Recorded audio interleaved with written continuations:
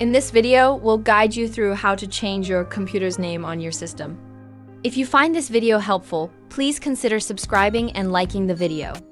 Changing your computer's name is useful because, by default, it may show up as a random set of letters and numbers. You might want to personalize it to make it clear which computer you're using. To start, click on the search bar at the bottom of your screen and type Settings. The appearance of the Settings menu may vary depending on your system, but we're looking for the same option. Once you open the settings, go to the System section. In some versions, this may be directly in the middle of the screen or on the left side. Next, scroll down and look for the About option. Once you find it, click on it. At the top of the screen, you'll see your current computer name.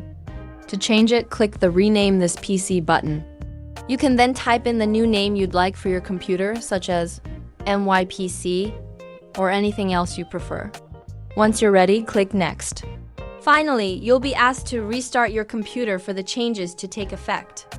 You can choose to restart immediately or later. Either way, your computer's name will be updated after the restart, and that's it.